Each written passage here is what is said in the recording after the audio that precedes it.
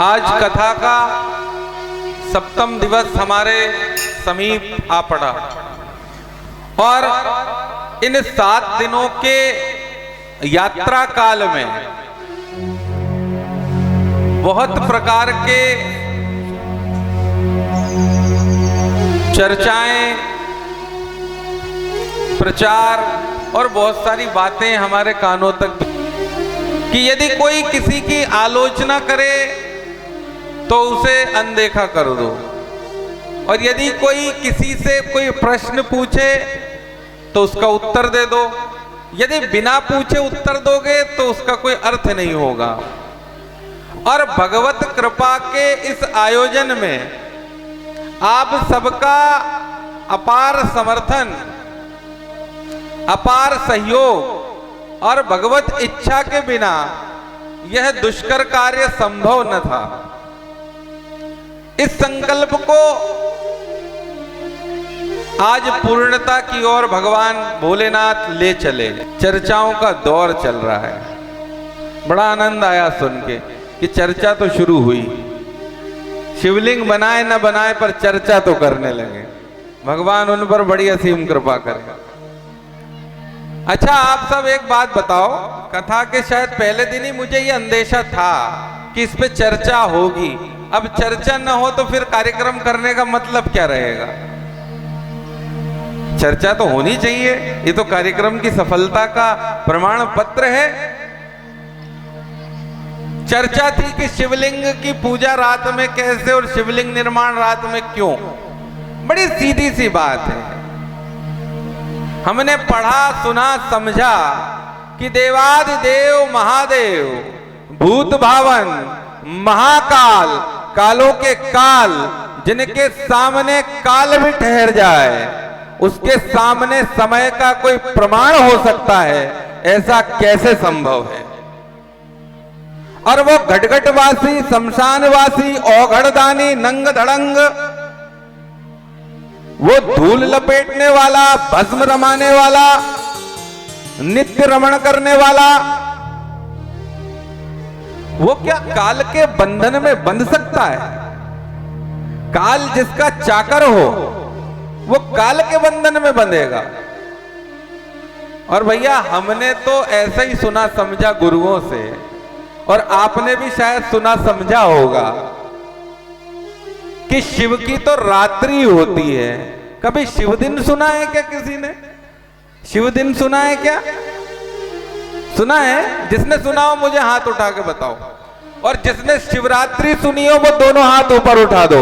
जिसने शिवरात्रि सुनी हो वो दोनों हाथ ऊपर उठा दो। और जिसने शिव दिन सुना हो वो दोनों हाथ अभी नीचे रखो। दोनों हाथ ऊपर उठ गए शिवरात्रि के।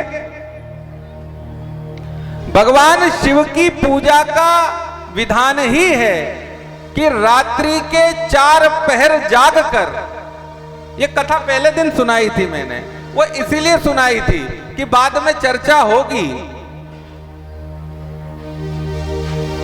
कथा प्रसंग पर चर्चा होगी, इस व्यवस्था पर चर्चा होगी।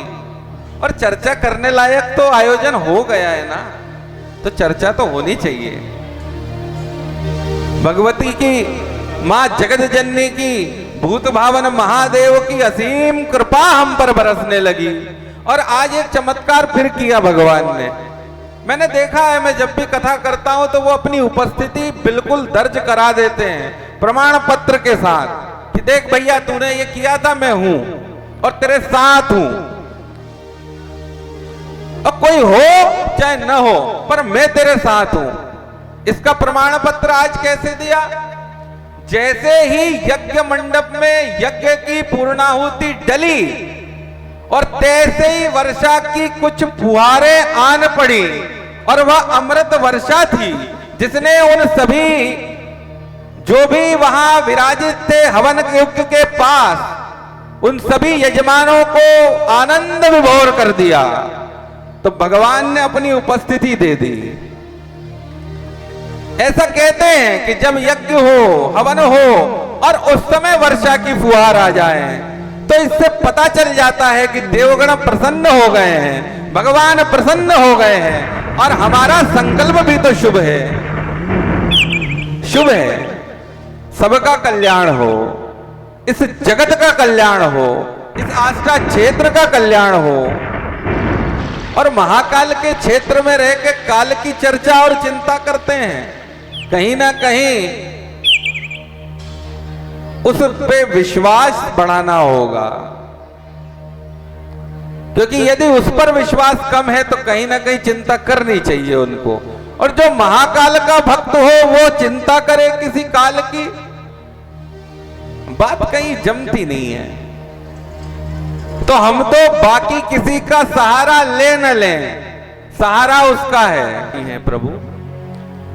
भगवान शंकराचार्य जी ने कहा है कि मुंडे मुंडे मतिर भिन्ना कुंडे कुंडे नवम पया, जातो जातो नवा पारा नवम वाणी मुखे मुखे।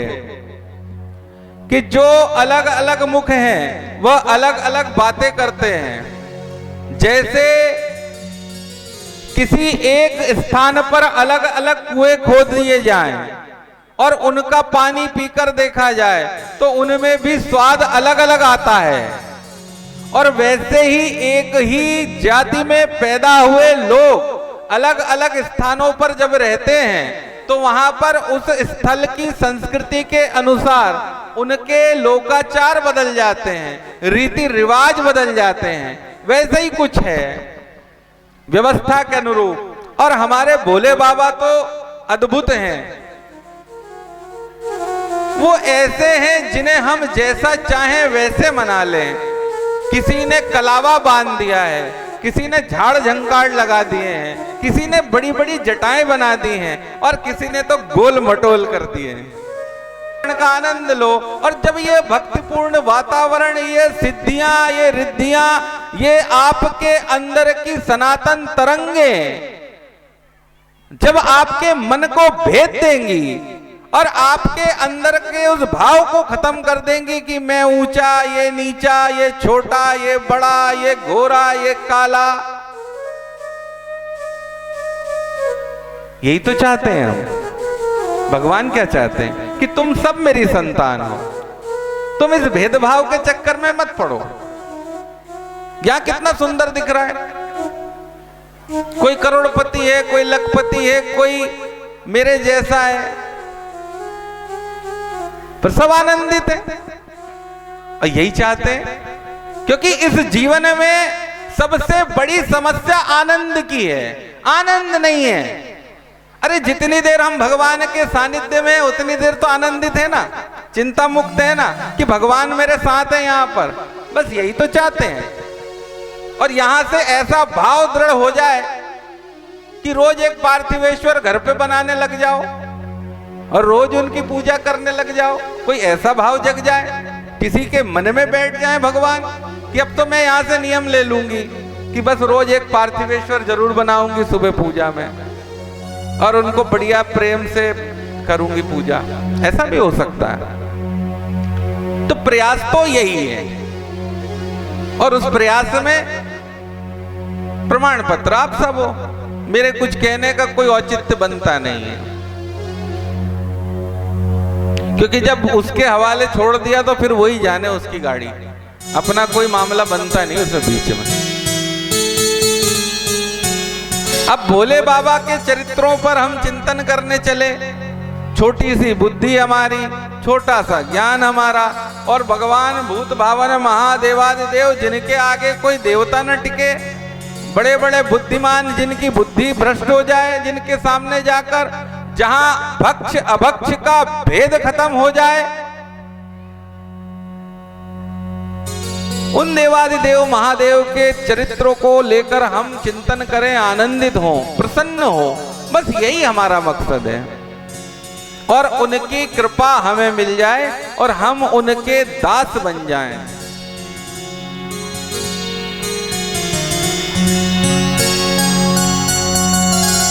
भगवान शिव की कृपा से ही सब संभव है, ऐसे ही कुछ था। एक बार चलिए आज एक ठाकुर जी की कथा भी सुनाते हैं, बहुत अच्छी कथा है, मजा आया था मेरे को पढ़ के।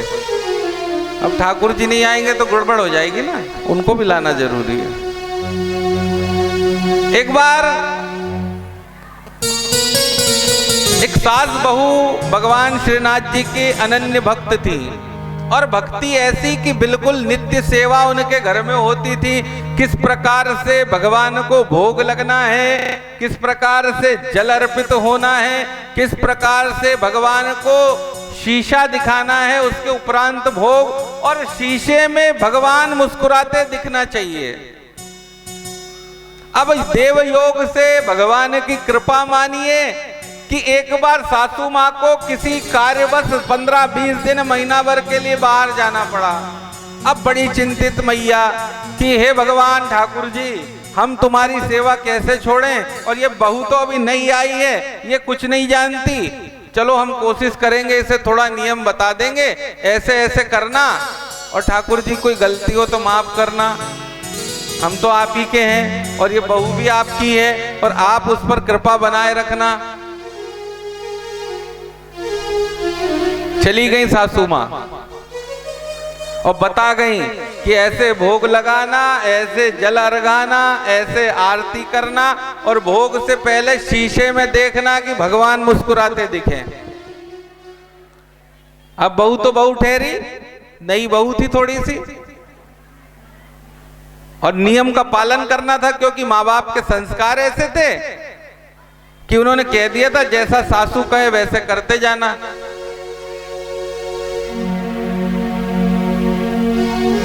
तो हो गया वैसा ही, सासू माँ चली गई और बहुरानी ने वही सुबह भगवान को घंटी बजाकर उठाया, नहलाया, वस्त्र धारण कराए और पूरे नियम से भगवान को अर्घ्य देने लगी और भगवान के लिए भोग अर्पित किया। और बड़ी श्रद्धा से, जैसा सासू माँ ने कहा था कि शीशे में भगवान को मुस्कुराता देखना, अब शीशा किया, भगवान तो मुस्कुराते नहीं दिखे।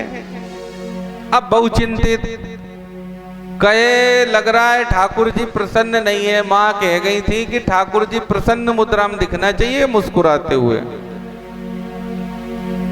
अब तो बहु परेशान कि क्या करें, हमारी तो पूजा ही असफल हो गई और भगवान प्रसन्न न हुए, लगता है कोई भूल हो गई है। और बहू को जब ऐसा लगा कि लगता है कोई भूल हो गई है, तो उसने फिर उठाया और ठाकुर जी को फिर नहलाया और फिर बाकी सब व्यवस्था वैसी की वैसी और बढ़िया सुंदर श्रृंगार किया, तैयार किया, ठाकुर जी को भोग अर्पित किया और फिर शीशा आगे। अब ठाकुर जी कहीं मुस्कुराए, बहू फिर परेशान की, हे भगवान हमने इतनी विधि से किया और ये गड़बड़ हो रही है। अब एक बार हो गया, 2 बार हो गया, 8 बार नहा लिए भगवान।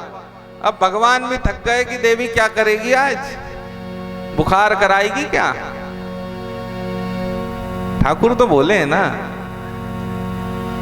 और जब बार बार इस प्रकार से होने लगा और 12 बार हो गया, वो नहलाए, फिर कपड़ा पहनाए, फिर टीका लगाए, फिर भगवान के आगे भोग करे और फिर शीशा दिखाए। अब तो ठाकुर जी घबरा गए कि अगर आज नहीं मुस्कुराया तो ये तो नहलाती रहेगी, मानने वाली नहीं है मैया।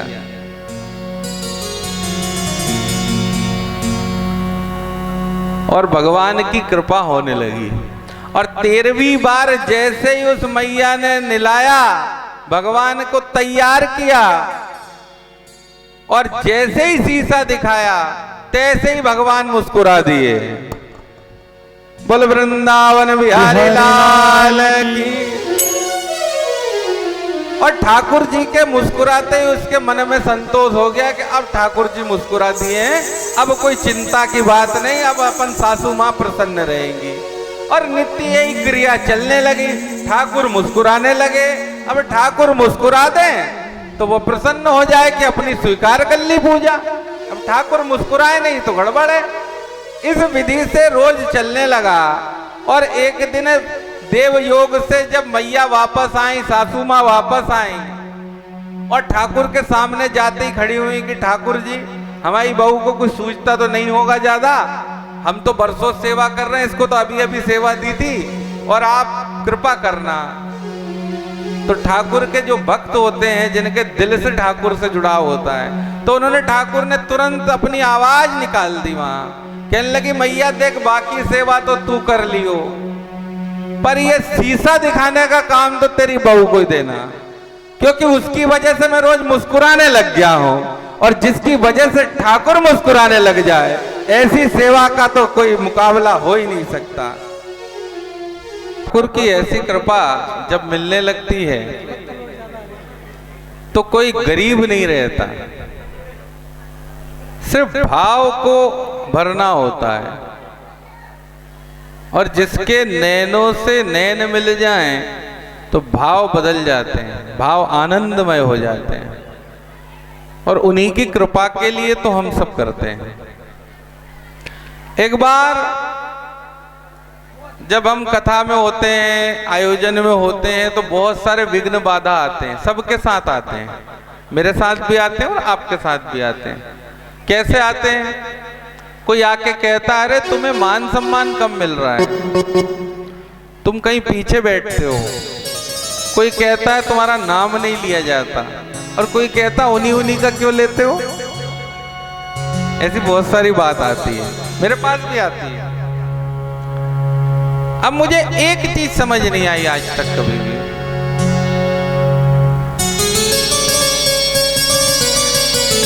हमारा नाम आए ना आए वो चिंता का विषय हो, ठीक है, बात समझ में भी आती, होनी भी चाहिए, पर किसी और का आए तो हमें चिंता हो, तो कहीं ना कहीं हमें अपने मन को टटोल लेना चाहिए। हमारा नाम आए ना आए इसकी चिंता जरूर करिए, संचालक को डांटिए, थोड़ा उसे चमकाइए, उसे बताइए कि जानते हो मैं कौन हूं, जानते नहीं हो तुम, वो करिए, कोई दिक्कत नहीं, करना चाहिए, वो अच्छा लगता है, आनंद है उसका। और कई बार भूल भी होती है, संचालक से, आयोजक से, कथाकार से, व्यवस्थापकों से बहुत होती है भूल। अच्छा, अब ये भूल होती क्यों है, ये सोचा है कभी?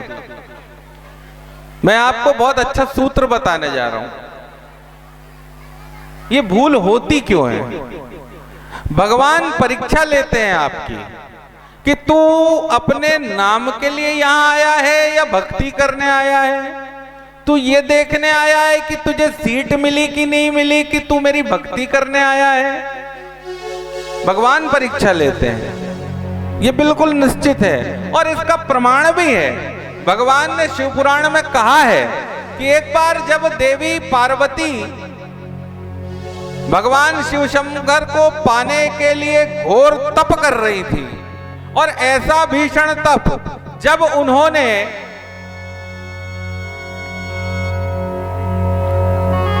पत्तों का आहार लिया, खूब तप किया, बरसों बरस निकल गए, और एक क्षण ऐसा आया जब पत्तों का आहार भी छोड़ दिया और बस जल ग्रहण करने लगी। और जल ग्रहण करने के बाद थोड़ी और पराकाष्ठा हुई तप की, तो जल भी छोड़ दिया, बस वायु के सहारे ही रहने लगी मेरी मां।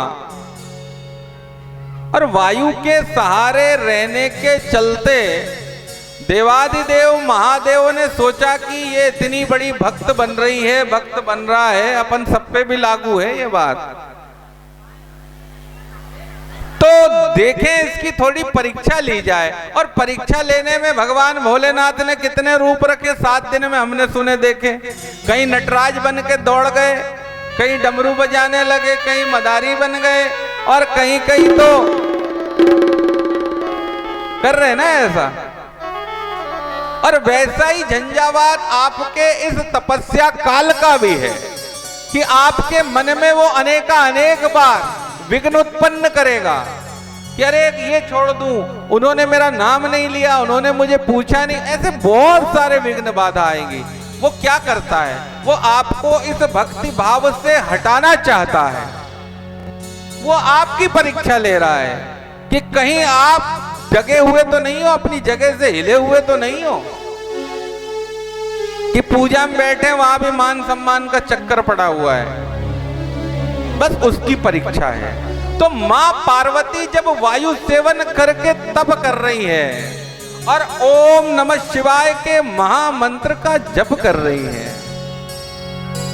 ओम नमः शिवाय, ओम नमः शिवाय, ओम नमः शिवाय, ओम नमः शिवाय, जिससे तीनों लोक गुंजित हैं उस ओंकार ध्वनि से।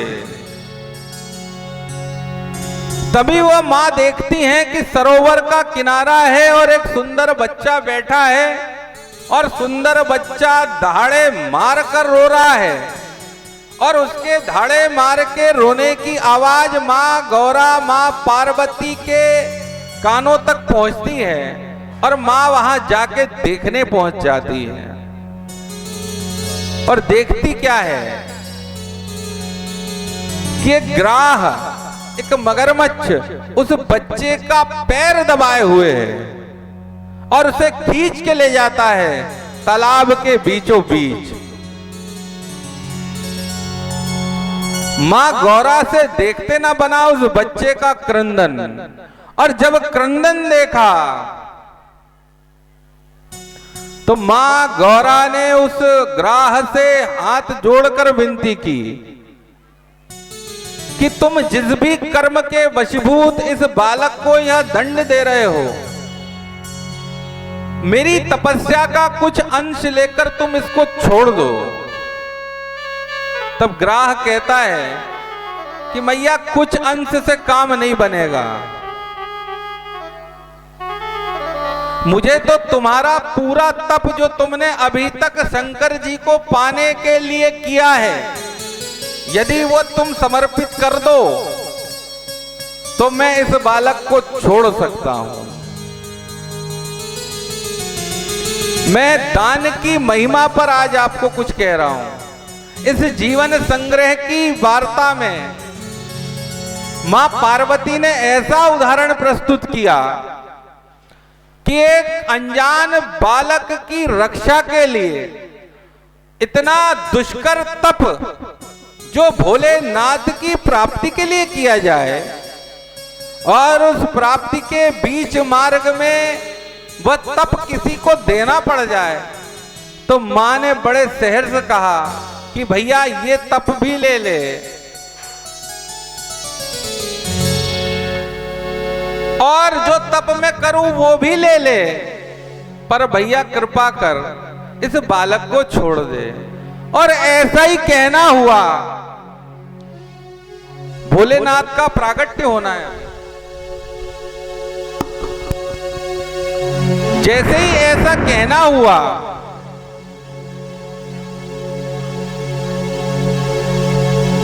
और वह बालक उस ग्राह के मुंह से निकल के बाहर हो गया। ग्राह गायब, बालक गायब, और देखते ही देखते वहां देवाधिदेव महादेव प्रकट हो गए।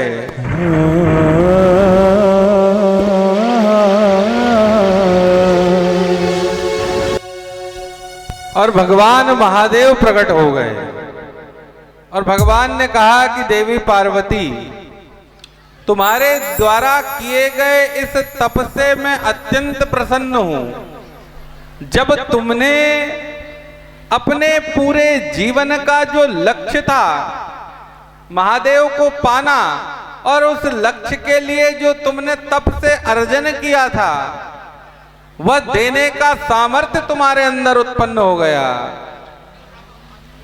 तो हे देवी, तुम धन्य हो और तुम ही इसीलिए मेरी अर्धांगिनी बनोगी। और भगवान ऐसा आशीर्वाद देकर अंतर ध्यान हो गए। ऐसे ही भगवत कृपा भी आपके जीवन को कृतार्थ करे। दोनों हाथ जोड़कर भगवान के भक्ति में तालियां बज जाएं। भगवान हमें अगले जन्म में ऐसे ही दोनों हाथ देना, और भगवान मेरे दोनों पैर नृत्य करने लगे, मुझे ऐसे ही सुंदर पैर देना, सक्षम पैर देना। हे प्रभु, आपकी कृपा से ही आज मैं स्वस्थ सुंदर बैठा हूं। यह मन में कल्पना करके देखिए, इस जीवन में जिनको जो नहीं उपलब्ध है और आपके पास जो उपलब्ध है, उस दूरी का अंतर तो समझ कर देखिए। एक बार इसमें किरदार आप अपने आप को भी रख सकते हैं इस कथा में। एक हजामत बनाने वाले बलदेव दास जी हुआ करते थे, और वो बलदेव दास जी बड़े सौम्य सरल भक्तिभाव से पूर्ण ज्ञानी और बहुत संयमित जीवन जीने वाले व्यक्तित्व थे। उनके बहुत अच्छी कार्यशैली से राजा बड़े प्रसन्न हुए और उनको निर्धारित कर दिया कि आप रोज मेरी हजामत बनाने महल में आया कीजिए, और जब आप रोज हजामत बनाने आएंगे तो हम आपको एक सोने की मोहर दिया करेंगे, जिससे आप अपने जीवन का अच्छे से निर्वहन कर सकें। और वाकई में बलदेव दास जी का जीवन बहुत अच्छा चलने लगा। राजाश्रय का बड़ा महत्व होता है। राजा अपने साथ बैठ जाए तो ही कृपा होने लगती है, राजा का नाम जुड़ जाए तो कृपा होने लगती है। बहुत लोग तो अनायास ही कृपा करने लगते हैं। उनके खास हैं कौन है भैया? मेरा जो सुंदर सा दल है बेटी बचाओ बेटी पढ़ाओ का, मैं उन सभी बालिकाओं के लिए तो पहले चाहूंगा कि आप सब जोरदार तालियां बजाएं। उन बच्चियों ने इस 7 दिन में बहुत सहायता की है, और पूरी ताकत से, पूरे श्रम से, पूरे मनोरथ से और पूरे विश्वास से वो भगवान के सेवा कार्य में लगी हुई हैं। और दिन में तो वो सेवा देती हैं, और संध्या काल में आके अपनी ट्यूशन पढ़ के आके उसके बाद शिवलिंग निर्माण करती हैं। तो भगवान उनके जीवन में बुद्धि का संचार बढ़ा दे, अच्छे बुरे की पहचान करा दे और उन्नति के पथ पर चला दे।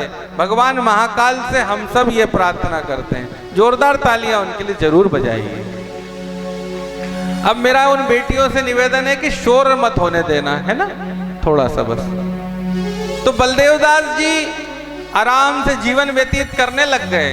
हम सब भी आराम से जीवन व्यतीत कर सकते हैं, पर चूंकि हमारे मन में भी कहीं कहीं बलदेव दास जी विराजमान हैं, तो जो उपलब्ध है उसमें हमारा संतोष नहीं है। और ऐसे ही कुछ हुआ।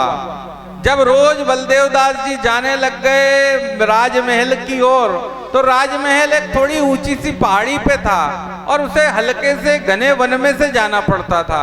और एक बार मार्ग में उनको एक यक्ष मिला, एक बरगद के पेड़ के नीचे एक यक्ष मिला, और उसने कहा महाराज मैं आपकी भक्ति से, सेवा परायणता से बड़ा प्रसन्न हूं, और मैं चाहता हूं कि आज मैं आपको 7 घड़े धन से भरे हुए उपलब्ध करा दूं, और वो घड़े लेकर आप अपने घर जाइए और अपना जीवन पूर्ण आनंद से बिताइए। अब बात हो गई 7 घड़े की। बलदेव दास जी खुश, घड़े तुरंत लिए और जैसे तैसे करके कोई सिर पे कोई बगल में दबा के और घर पहुंच गए। घर जाकर आराम से रखा, पत्नी को सारा हाल सुनाया, पत्नी भी खुश। उन्होंने कहा चलो खोल के देखें क्या क्या है इन घड़ों में। तो जब उन्होंने घड़े देखे तो जैसे ही एक घड़ा खोले तो उसमें मणियां चमचमाती दिखी, दूसरा घड़ा खोले तो असरफियां चमचमाती दिखी, एक घड़ा खोला तो मोती बड़े सुंदर सुंदर थे, और किसी में चांदी भरी थी, किसी में अन्य प्रकार की कीमती हार भरे हुए थे। और इस प्रकार से 6 घड़े खोले तो आनंद का पारावार न रहा कि वाह प्रभु तूने एकदम ऐसी कृपा कर दी, हम पे तो हमें समझ ही नहीं आ रही है। और जैसे ही 7वां घड़ा खोला, आज समझ लीजिएगा आज 7वां दिन है जीवन का, इस कथा का भी 7वां दिवस है। और जैसे ही 7वां घड़ा खोला तो घड़ा आधा खाली था। बस यहीं से बलदेव दास जी की कहानी शुरू होती है। अब आधा खाली मिला, वैसे ही उन 6 भरे मिलने की सारी खुशी गायब कि अरे भगवान तूने ये एक घड़ा खाली क्यों दे दिया, जब 6 भरे दिए थे तो इसको भी भर देता, और तू तो सब कर सकता है। पर जब दोनों पति पत्नी ने इस प्रकार से चिंतन किया तो सोचा कि चलो ठीक है, भगवान ने 6 तो भरे दिए थे, अब इस एक को हम लोग भर लेंगे। पर वो घड़ा बड़ा प्यासा था, भूखा था।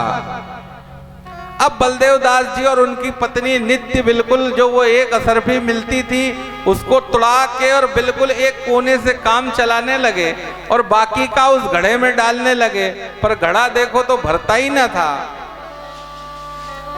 और ऐसे कई दिन बीत गए। बलदेव दास जी कंजूसी के सारे पराक्रम पार करने लगे, पर घड़ा देखो तो भरता नहीं। और देखते ही देखते बलदेव दास जी के चेहरे की जो रौनक थी, जो चमक थी, वो कम होने लगी, चिंतातुर रहने लगे। जबकि 6 घड़े भरे हुए रखे हैं, 7वां आधा रखा है और रोज एक असरफी मिल रही है, पर उन 7 घड़ों के चक्कर में बलदेव दास जी की मुख कांति कम होने लगी। उनके जीवन में कमी का भाव उत्पन्न हो गया। कुछ अच्छा न लगे, कुछ ऐसा ही न लगे कि कुछ है हमारे पास, बस वो घड़ा दिखे 7वां हर बार कि हे भगवान इसे तो भर जल्दी, हे भगवान इसे तो भर जल्दी। और यही हाल हम सबके जीवन का भी है। हमने भी बस ऐसा ही सोच लिया है कि आज ये हो जाए तो फिर ऐसा और हो जाए। तो हमारे मैनेजर साहब आ गए आज तो यहाँ, तो उनके पास ऐसे बहुत लोग जाते हैं कि साहब जैसे अगर 5 लाख का हो जाए तो मैनेजर साहब मान लो पहली बार में ही मुस्कुरा दें, तो फिर वो सोचता कि साहब अगर जैसे 10 ही हो जाए तो ये इनकी स्थिति भी यक्ष जैसी है, इनका घड़ा भी कभी भर नहीं पाता है, कुछ भी कर लो अपन में नहीं। तो वैसे ही हालात थे। और बलदेव दास जी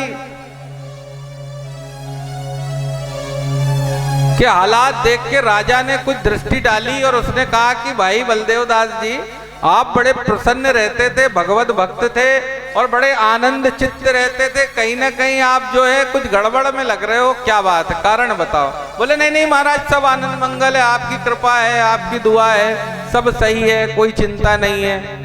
नहीं नहीं, बोले आप ये बताओ कि कहीं वो यक्ष वाले 7 घड़े तो आपको नहीं मिल गए? अब महाराज एकदम रो पड़े। बोले हाँ प्रभु, भर भर के थक गया हूं, पर वो 7वां घड़ा भरता ही नहीं, चाहे कुछ भी कर लूं, कोई विधि लगा ली, घर में खाना तक कम खाने लग गए हम लोग, और कपड़े तो हमने सिलाए नहीं बरसों से, और महाराज जूते चप्पल भी संभाल के रख दिए हैं कि ये घिसे नहीं, कहीं शादी वादी होगी तब पहन लेंगे, बाकी तो हम बाकी काम नंगे पैर ही चला रहे हैं प्रभु, पर फिर भी नहीं भरता है। तो देव योग था और राजा ने कहा भैया वो यक्ष के घड़े वो तुमसे नहीं भरेंगे, उनको जाकर लौटा दो और शांति से जो रोज एक गिन्नी मिलती उसका आनंद लो।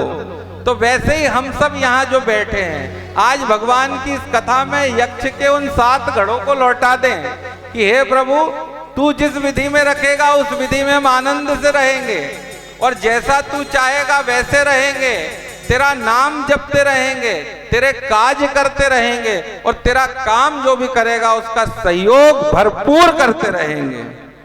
बस इस कामना के द्वारा भगवान आप पर कृपा करने के लिए मजबूर हो जाएंगे।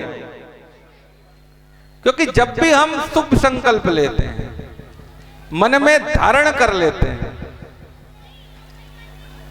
जैसे आज मंदिर गया सुबह तो देखा मैंने, वो मैं हर बार कहता हूं, आज अभी इस कथा में तो कुछ भी नहीं कहा ऐसा, पर मैं एक निवेदन करना चाहता हूं। मंदिर में डमरू पे भी जल चढ़ा रहे हो आप लोग, तो भाई डमरू पे क्यों जल चढ़ा रहे हो ये तो समझा दो मुझे।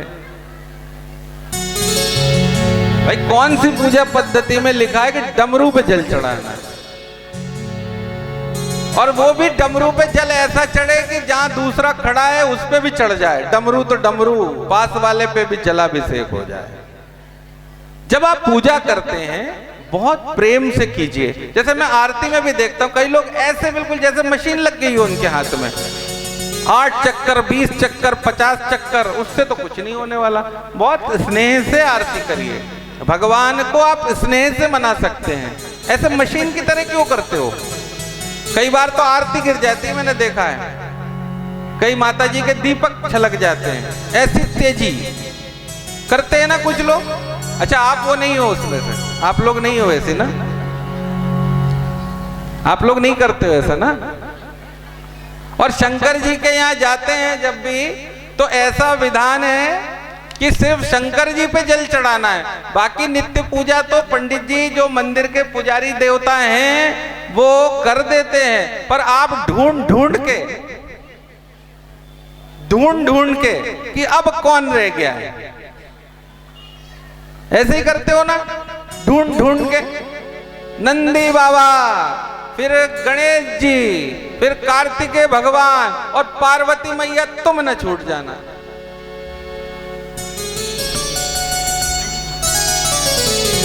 और एक जगह तो बैरिकेटिंग कर दी गई है कि तुम लोगों के इस चक्कर में हम नाम नहीं ले सकते यहां से, भगवान तक जाने का मामला ही बंद हो गया है। हो गया ना। तो मेरा निवेदन आप सबसे इतना है कि ऐसा हमारे शास्त्रों में लिखा है कि भगवान शंकर ने हलाहल नामक विष धारण किया अपने कंठ में, इसलिए उनको जलधार प्रिय है, इसलिए उन पर जल चढ़ाया जाना चाहिए। पर उसका दंड आप पार्वती मैया को क्यों दे रहे हो? दंड है, अगर आप दिन भर ऐसा करते हो तो गलत है वो। और आपके निमित्तार्थी वहां पर जो पुजारी जी हैं मंदिर में, वो उन सब की सेवा पूजा ही करते हैं। आपको जल चढ़ाना है तो सिर्फ शिव जी पर चढ़ाइए, क्योंकि शिव पूजन में जल का ही महत्व है। और पूरी शिव कथा कर दी और गाय माता नहीं आई, बड़ा चिंतन था, बड़ी चिंता थी। कल मैंने कहा भी था कि मेरी तो हिम्मत ही नहीं हो रही गाय पे कुछ कहने की, क्योंकि जिस हालात में गौ माता है, बहुत विकट हालात हैं। शासन प्रशासन के बल पर हम गौ माता का संरक्षण कर सकेंगे ऐसा संभव कदापि नहीं है। हम सबको जो गौशालाएं हैं उनके संचालन में सहयोगी बनना चाहिए। एक निमित्त हमें बनाना ही होगा कि जो भी जहां भी जिसके नजदीक भी जो गौशाला है, वहां बिना राजनीति के, बिना किसी भेदभाव के और गौमाता की सेवा कैसे हो, उस दिशा में अपनी ओर से जो भी सहयोग हो वो जरूर कीजिए। दूसरी चीज, पन्नी में रोटी डालकर, खाद्य सामग्री डालकर अपने घर के बाहर मत छोड़िए, क्योंकि पन्नी के माध्यम से गौ माता का पेट पन्नियों से भर जाता है और उनकी प्राणांत तक हो जाते हैं। बहुत कष्ट सहती है गौ माता। मेरा आप सबसे हाथ जोड़ के निवेदन है कि यदि आप सच्ची शिव पूजा करना चाहते हैं तो पन्नी का उपयोग पूजन सामग्री, भोजन सामग्री आदि में कम से कम या न करें तो बहुत बेहतर होगा, क्योंकि हम जाने अनजाने पाप के भागीदार बनते जा रहे हैं। बहुत बड़ी विडंबना है, क्योंकि इस जीवन में अगर गौ माता नहीं रहेगी, गौवंश नहीं होगा, तो इस सनातन संस्कृति का कोई आधार नहीं बचेगा। और यह कथा भी तो हम वृषभध्वज की कर रहे हैं। भगवान भूत भावन के ध्वज पर स्थापित वृषभ ही तो हैं। जब वृषभ ध्वज का वृषभ ही नहीं होगा तो फिर इस कथा का क्या होगा, इस सनातन संस्कृति का क्या होगा? शासन प्रशासन के भरोसे पे हम गौ माता के संरक्षण की बात नहीं कर सकते। हम सबको जो हमारे सामर्थ्य में है, बहुत बड़ी बात न करें, जो हमारे सामर्थ्य में है, सहज उपलब्ध है, हम जो भी सामान्य धनराशि भी दे सकते हैं उन गौशालाओं तक जरूर भिजवाइए। कहीं ना कहीं गौ माता का संरक्षण तो होगा। जो लोग उनकी सहायता के लिए कार्य कर रहे हैं उनके हाथ मजबूत कीजिए। हम सनातन धर्म की ही मजबूती की बात करें, क्योंकि यह जीवन भगवान की कृपा से ही मिला है। और अगर हम समर्थ हैं, सामर्थ्यवान हैं, तो धर्म के द्वारा जो भी कार्य बताए गए हैं उनके सहयोगी रूप में अपना स्थान जरूर बनाएं। किसी को दिखाने के लिए मत बनाइए, कुछ फर्क नहीं पड़ता। भूल जाते हैं लोग बहुत जल्दी, इसलिए किसी को दिखाने के लिए मत कीजिए, बस भगवान के लिए कीजिए, गौ माता के संरक्षण के लिए कीजिए, मां पार्वती के संरक्षण के लिए, उनके स्वच्छता के लिए जो प्रयास हो वो कीजिए। निर्माल्य विसर्जन के लिए भी प्रयास कीजिए कि पन्नी में डालकर निर्माल्य पार्वती मैया में न फेंका जाए, क्योंकि वह जल और दूषित होता है और जल के दूषित होने से नुकसान हमारा ही है, क्योंकि वह जल कहीं ना कहीं घूम फिर के हमारे घरों तक पहुंचता है। हम बहुत बड़े प्रयास नहीं कर पा रहे, तो जो छोटी छोटी चीजें वो तो करें। बहुत छोटे प्रयास हैं और आसान है, सोचने भर की जरूरत है। जैसे हम मंदिर में जाते हैं तो पॉलीथीन में दूध वगैरह ले जाते हैं और भगवान पर जलाभिषेक करते हैं, पंचामृत पूजा करते हैं और पन्नियां वहीं छोड़ देते हैं। हमारे ही देव स्थल है, हमारे ही भगवान हैं और उनके समक्ष हम गंदगी छोड़ के आ जाते हैं। उसकी सफाई करने का जो पुण्य है उसको समझिए। भगवान के दर्शन से भी अधिक उस परिसर का जहां भक्त मंडल आता है उसकी स्वच्छता और सफाई का जिम्मा यदि हम ले लें तो हमारा जीवन स्वतः ही कृतार्थ हो जाएगा।